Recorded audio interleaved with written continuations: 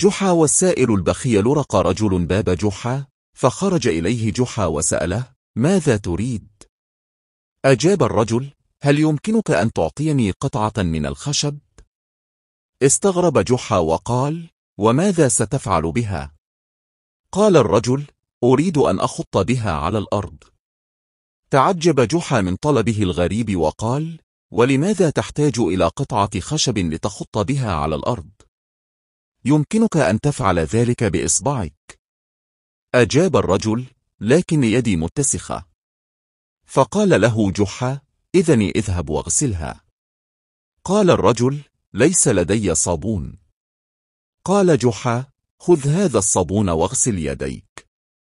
فرح الرجل وأخذ الصابون، لكنه عاد وقال: ولكن ليس لدي منشفة لأجفف بها يدي. أعطاه جحا منشفته وقال: تفضل، هذه منشفتي. أخذ الرجل المنشفة ثم قال: ولكنني جائع، هل لديك أي شيء لآكله؟ تنهد جحا وقال: يا هذا، لقد أعطيتك الخشب والماء والصابون والمنشفة، فهل منزلي سبيل؟ قال الرجل: ولماذا تغضب؟ لقد طلبت منك قطعة خشب فقط. فأجابه جحا: يا لك من رجل طماع، لقد بدأت بقطعة خشب وانتهيت بطلب طعام.